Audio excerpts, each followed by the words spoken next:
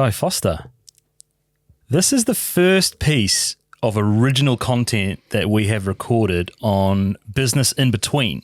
And who better to have than our business mentor, business manager, Yoda. Business Yoda. Yeah, what would you like us to call you? Yoda. Yoda's fine. I'll go with that. Yoda.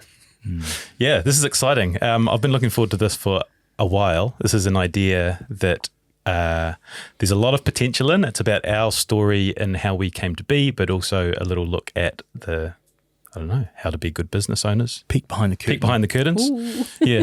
But today we're going to start with, I've only got 3 words on my note sheet today, which is very unlike me. Accidental business owners.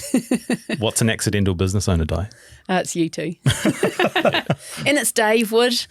It's so many people. It's people that are incredibly good at their craft and they never thought about going into business, and so they've accidentally fallen into it. So they've been so busy honing their craft, they, through their life, never thought about that whole other aspect, which is honing the craft of business. Is it more than or is it turning that side hustle into your job? Yeah, that's one way of looking at it. Not necessarily side hustle, but just that craft or that speciality that you have. So you accidental business owners tend to be specialists, so they tend to be incredibly good at the thing that they do.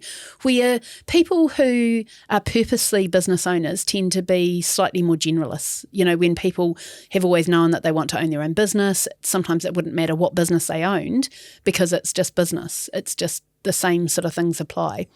So for those of us that have grown up in families with, parents that have owned their own business and, all of that sort of stuff, or just been around business our whole life, we understand that language of business, where accidental business owners have a tendency to have absolutely honed that one particular thing that they did. I thought you were going to say, whereas accidental business owners tend to have absolutely no knowledge whatsoever of what they are doing, which would be similar to I guess, our start. Yeah. No, not at all. That is a good place to start. Let's start there.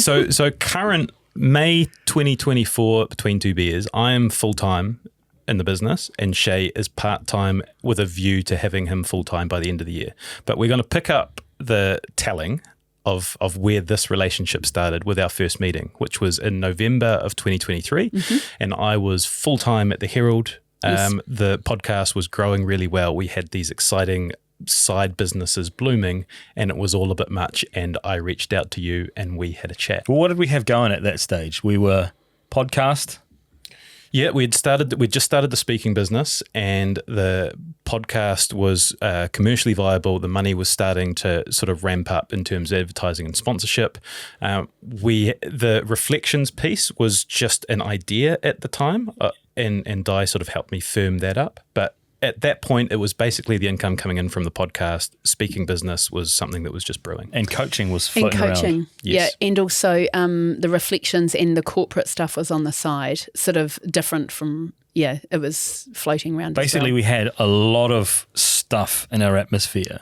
But also... Was I overseas at the time? Was I doing Pacific Games? Probably. You were always overseas at the time. We'll just assume you were. just make that assumption. But also, there was another 2 or 3 things floating in your head that you thought were a really good idea that you were talking about firing up as well. So it wasn't just these things, because there was kind of like, a kind of marketing business, and there was another couple of things as well that you were kind of mulling over, and it was kind of like this, I'm about to take over the world. Yeah, it was just an ideas explosion. Yeah, it was. And there was a feeling behind it that the more would definitely mean better. Or, that was the way to go. Something really bad just then, but I'm go glad on. No, I'm glad I kept it. It's a tease. You can't say I was going to say something and then not say I was going to say it was sort of like an ideas bukkake. Oh, yeah, you shouldn't have said that. What an absolute disgrace. I'm going to go and look that up. Yeah, don't, please, whatever you do not. This is not very businessy, guys. Do not look up. Do not look up that. For God's sake. Can you stay on brand? Is it a business in between? Sorry. That's why I said I wasn't going to say it. I'll believe you next time. So so we have this meeting and we speak about this. If you haven't, go and listen to the recent Between Two Beers episode we released with Di, where we talk about this more in detail. But we're sitting at this table and Can I just stop you now? You say we had this meeting. Actually, you rung me and said, I have no idea why I need to talk to you.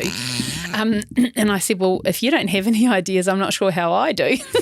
But you said, hey, I'm just going to do a session with you anyway and we'll see what happens. So meeting made it sound really businesslike and professional, where actually we were just having a bit of a chat. Yeah. And you cut through my shit straight away. I think I've learned a lot about myself since you've come into our life. And like we spoke about before this started, we've only actually had, 5 sessions total? Well, yeah, 2 with you, and 1 together. Yeah. And we've met you and I have met for the first time today. So yeah. it feels like we know each other quite well, but we've actually had very minimal contact together. But in that session, in that first 2-hour session, you cut through a lot of the shit that was in my mind. And because I had come from 12 years as a sports journo, so this was all new to me. We just started a podcast in a garage and that had started becoming more popular. And then all of a sudden, I'm thinking about finances and contractors and managing relationships and all this sort of stuff. And I remember being quite overwhelmed. By the time I got the meeting with you, I was quite overwhelmed. You're a bit strung out. I was a bit strung out, but I was answering your questions of what I thought the answers should be rather than what I was actually feeling. Is that a conscious decision that you've gone in like not wanting to show any business frailty? No, not at all. It's what he naturally does. Go on. Well, I just think that you just did it then. It's brilliant. It's fucking brilliant. You like to present the right, you like to be prepared. You like to present what you think is the right thing. Yeah, I think that's right. Yeah. Yeah. So I think that even in the way you spoke when we first met around podcasting and everything else, I could see that was kind of holding you back a little bit. And if that was holding you back then, it was definitely going to hold you back in business. Because you were looking for you're looking for the right answer in business. You were like, I'm going to talk to you, I'm going to see what you say. And then the things that you were worried about were around, what if we don't get it right? Do you know what I mean? Yeah. So, it's like we don't always get it right. It's okay. Yeah.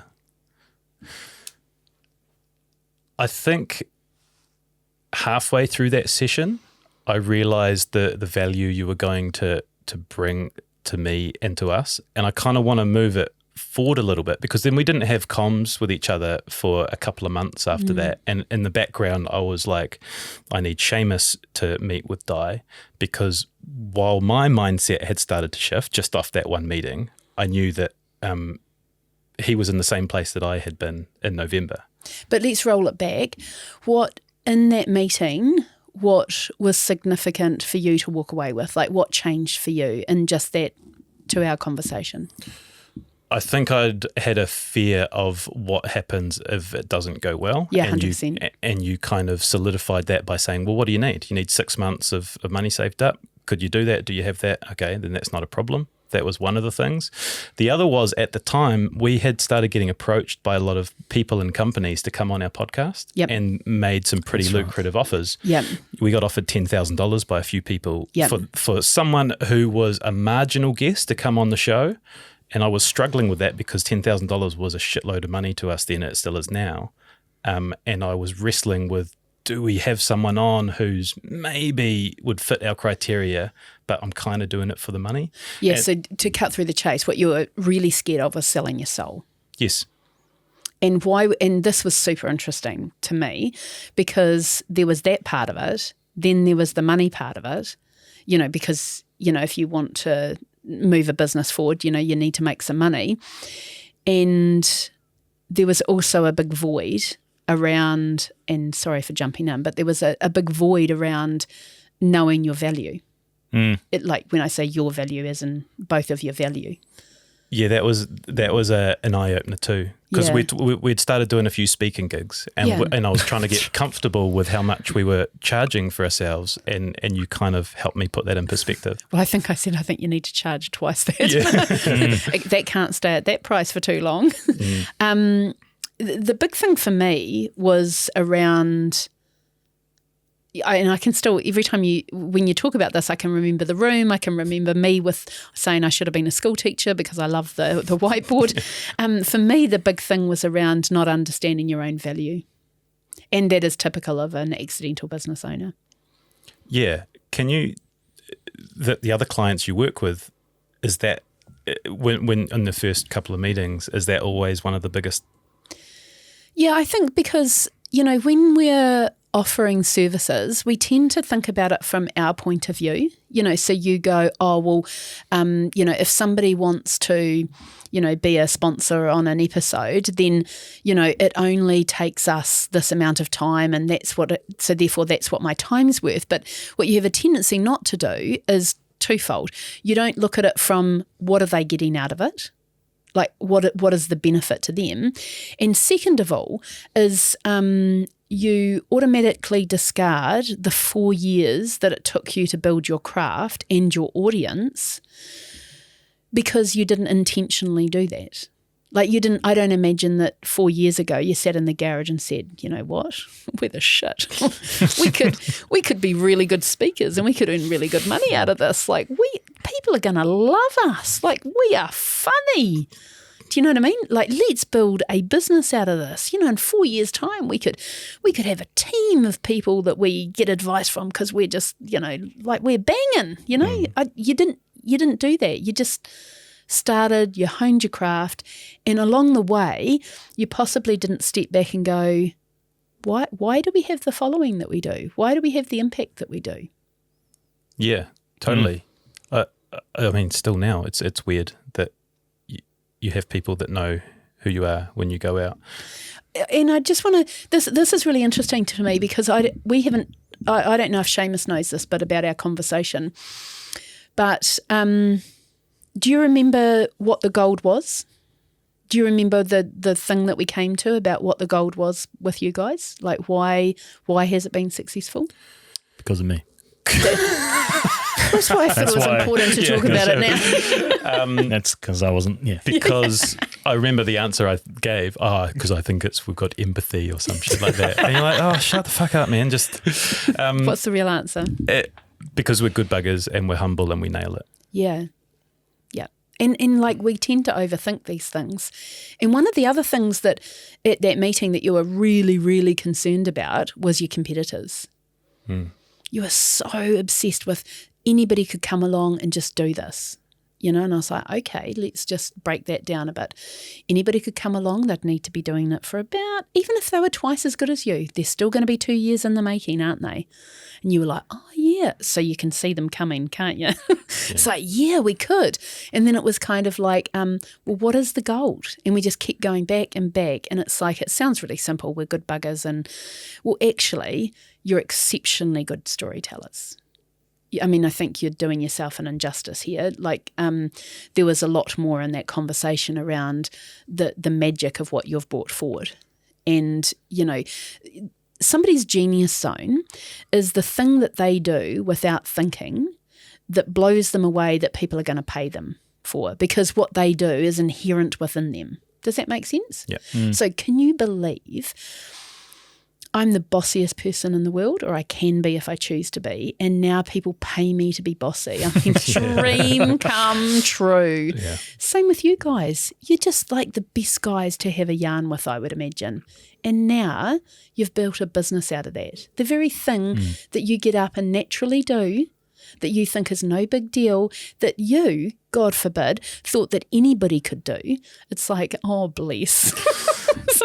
Seems like my biggest problem is competition, because everyone can do what we're doing. Oh, yes, and that's why they're all doing it so well. I think it's easier for us to see it in each other. Like, I remember I've said to Shay for years now that I think he's the best MC in New Zealand, because when he's up on stage, he is funny and his tone is always right, and he just like commands the room. And I'm like, mate, just do more of it. Your value is so high, but I think it's been hard for him to see it, probably the same way that you're talking about me not being able to see my value. 100%. Yeah, that's definitely it.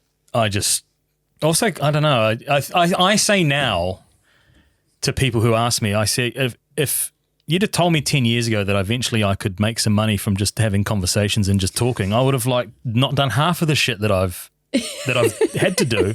But I also realize you kind of have to do all the shit that you've had to do to get yourself to the point where you are now in terms of talking and having a rounded experience or things to call on to relate to somebody that you are having a conversation with. And this is the really interesting thing about accidental business owners is that, you know, talking about where we want to take you, you know, where you want to grow as a business and all of that stuff is like the cloud stuff, which is super important.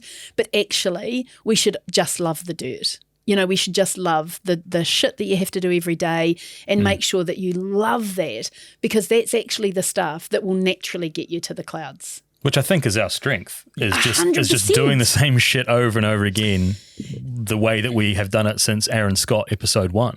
And I couldn't agree with you more. And the thing about accidental business owners is sometimes you have to say, head up, that's where we're going.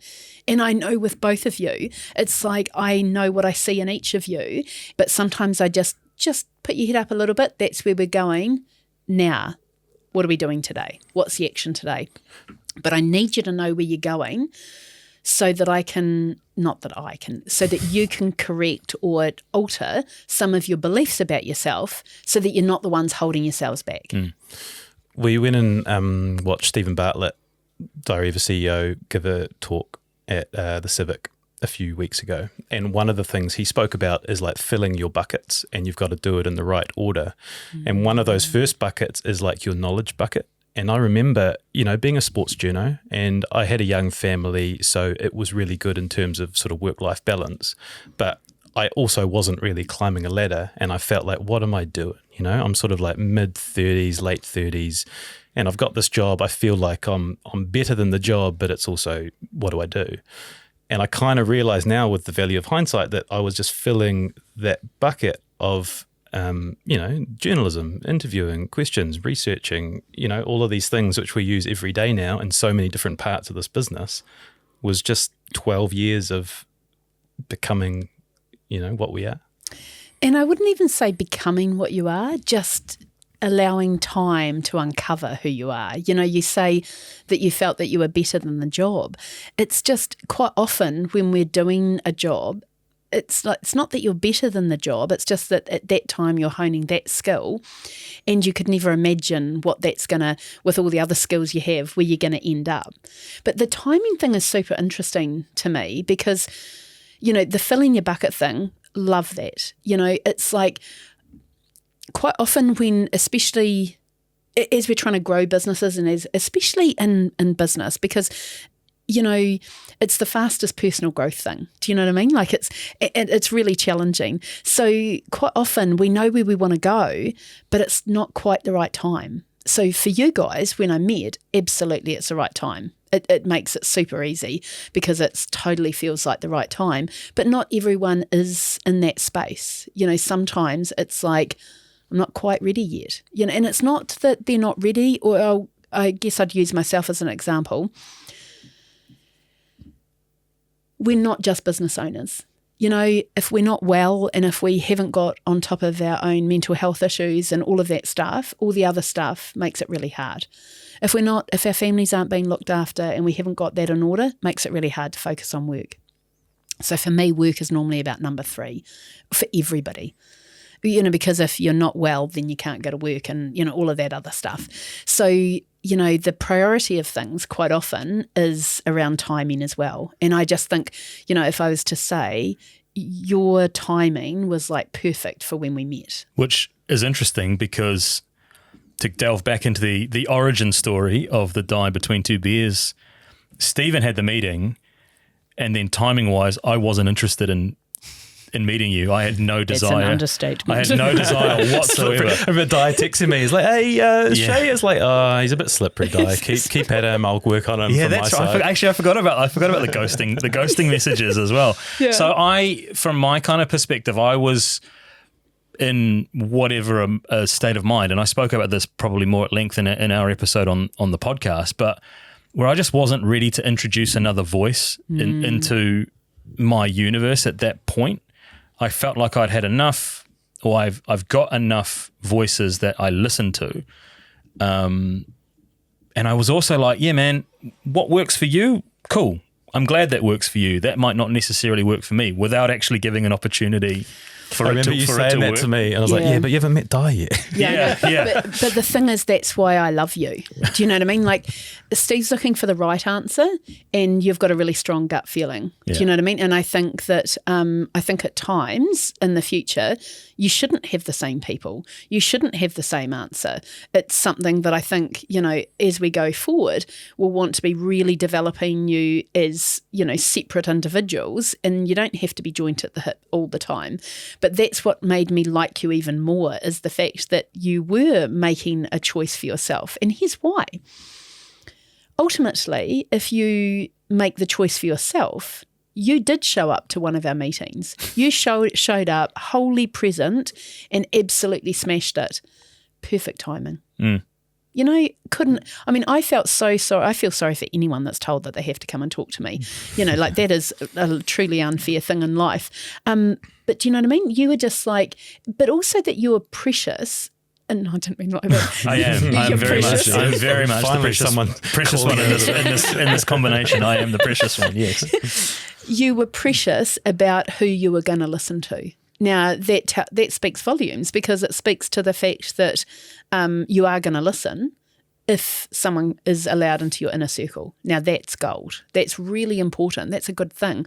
We've talked with you're more of a seeker. Do you know what I mean? You're so new in this journey, and you're in the driver's seat, Steve, that you're sort of a little bit more seeking. Do you know what I mean? Which is not right or wrong. It's great balance. It's really yeah. Obviously, when you say it like that, it makes sense, but it does make sense when I reflect on how the business combination works, or even the life combination works. Yeah. We're very, very different people. I think you probably figured that out quite quickly. Yeah, definitely. Which is really good, because if you were the same, one of you would be redundant. Yeah. Yeah. Yeah. Yeah. One of the things I've noticed since moving into the business full time and moving from a journo to an accidental business owner is that I am working as hard as I've ever worked in my life. And the reason for it is because I can directly see the benefit of it. Whereas when I was working at the Herald, it didn't really matter how much hard I worked or how good my work was. It wasn't really reflected. It wasn't like I'd get a pay rise if my performance was good. It didn't really matter. Just to be clear, you also won't be getting a pay rise if your work is good on this business. Just to be very, very clear on that. We're very clear on that. But I found it really empowering that it's a direct reflection of the work that I do to how this grows. And I felt a real sense of responsibility of, our plan from the start of this year was that I would go full time and Yep. Shay wouldn't get money, because we needed it to come to me so that I could help set up the business. Yeah. And we're at a point now where that's happening. Yeah, it's good, eh? It felt really good. Yeah. Right in this day is feeling good. Yeah. And so it should. Like, it should feel good, and because you've worked really, really hard to get it to this point. But timing is everything, for so many reasons. You guys are so motivated to get this right, not to get this right, but to make this work. You are open to all of the things. Do you know what I mean? So it's like, there is a synchronicity about it, which is awesome. Yeah. What do you think is the thing, and you can pick up any point of our journey to answer this on, when you first met or now, that we need to be most aware of, which should be, I don't know. That's easy. Yeah, what is it? Yeah. Singularly, the biggest pitfall is how I'd say it, that I identified was right back at the first meeting, and it did take me a while to understand it.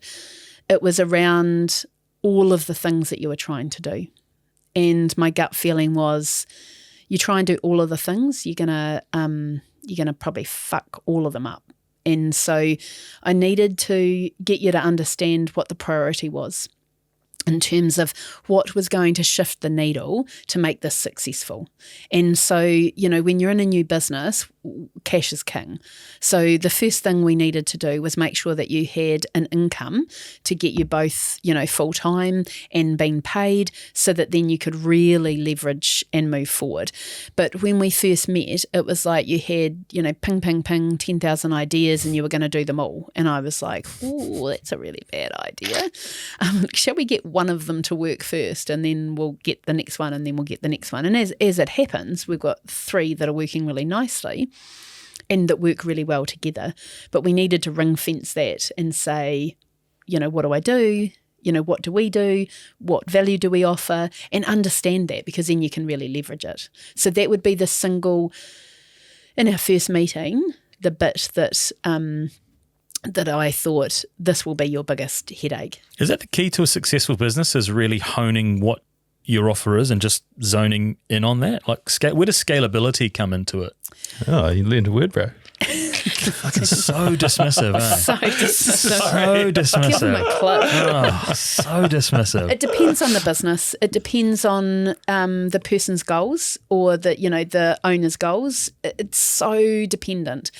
I would say that quite often the thing that stops a business growing, or a business growing, is the fact that they're all over the place. And so they're not doing anything well. So the thing is that you can have a really successful business on one platform with one lead generation and one offer. Hands down, you could make really good money out of that if you absolutely knew what you were offering and you understood your value. So it's not that you can't do it with three offers or whatever. It's just that you need to understand the value and the time that goes into it. So it's around clarity and how quickly you're prepared to build a team. Because time is the biggest factor. So this is going to be an ongoing series. I think we've just agreed, right, that this is a winning formula. I really like this dynamic. Like, we kind of, like any podcast or any show, it's going to be a lot different and it's going to evolve. But I just think the dynamic is really fun. So I think maybe we get together once a month and shoot the shit, talk about a different theme on our business journey. What do you reckon? Yeah, it's quite interesting having live mics in a business meeting, isn't it? Yeah. Like, normally these sort of conversations are held behind closed doors, but we're kind of opening up warts and all to, yeah. Yeah, how do you feel about it? Because it's your coaching on display to the world. This is your brand. It's your coaching on the line and our product. Well, it's probably interesting to just have this conversation now so that people have a little bit more of an understanding. Business mentoring or business coaching is definitely one type of thing. But I definitely, like, if I have, well, you guys can answer this anyway, but I feel like what my area of genius is the fact that I look after people in business. So while my background has been business, my background is also behavioural change. So it's that combination of those two things that makes the conversations that we have really interesting, and the conversations that I have with most of my clients really interesting. So yeah, I think it's super fun. And as much as we're talking about you guys, I'm also really happy to talk about my journey and why what holds me back. Because I think it's really interesting where there's like, I obviously do some work for you guys, but also there's some other things that we're doing in the background that I'll be involved with and things like that. So there's this whole combination of things where you guys are getting to know me better, and I'm really open about that. And so we can call you on your shit too, well, is what you're anyway. saying. Eh? Yeah. It would be unfair not to. It is kind of, it's less of a, from my perspective, it's less of like a business mentorship or and more of a lifestyle thing. Like we've only had 2 conversations, 2.5 plus today, but I can already see the shifts that actually spill out of the business stuff into just everyday life. Well, I think that's really important. Do you have 2 diaries? Do you have like a work diary and a home diary? I do not. No. I mean, you've got to be, I can't even imagine why anybody would. Do you know what I mean? Because it's just life. And especially if you're a business owner, it's just life. I've always wondered that work phone and home and personal phone. It's like, why would you just carry 2 phones? Just have one phone. Yeah. Well, there are reasons for it, but I know exactly what you're saying. So for me, it's it's even more important is the fact that if we look at your performance at work, it comes down, one of the areas is cognitive load. Do you know what I mean? We don't talk about it a lot, but the cognitive load is one of the determining factors in how well you perform. Now, most people that I talk to, their cognitive load is reduced by either what's going on at home, financial issues, or the story that they're telling themselves and their beliefs. So if we want to make a business hum, I can't see why those things are off the table when I'm dealing with business people and executive leadership. It's just, clients say to me, because I do some leadership work with like whole teams and stuff, they say, are we allowed to talk about this? And I'm like, well, do you worry about it at work? Oh, yeah, I worry about it all the time. And it's like, well, yes, because we're going to reduce your cognitive load and you're going to be firing. So to me, I think it's weird to kind of separate things and go, oh, look, there's a business mentor, there's a business coach, there's a life coach, there's a blah, blah, blah, blah, blah, whatever, there's a leadership coach. It's like, generally speaking, you're either going to kind of get where I'm coming from and be open to change because there's something that you're called to do in life that you don't want to hold yourself back on, or you're not. Makes a lot of sense. I reckon that's been a pretty strong start. Business in between, episode 1. Hey, Di, are you taking on clients? Like, where can they find you? Not sure. Yeah, I've got clients not coming. They do. They come and go. So I'm always taking on clients, the right clients. I'm on LinkedIn. My name is Di Foster. I'm from Christchurch. That probably helps. Where else can they find me? I'm on Instagram. Yeah, difoster.live, Facebook, but don't use that. I never use that. Or my website is difoster.com. All right. And where can they find you, Shay? Don't. They don't want to find him. He doesn't want to be found. I don't want to be found. Yeah, I'm fine just being here. All right. Awesome. Strong start. Let's catch up again in a month. Awesome.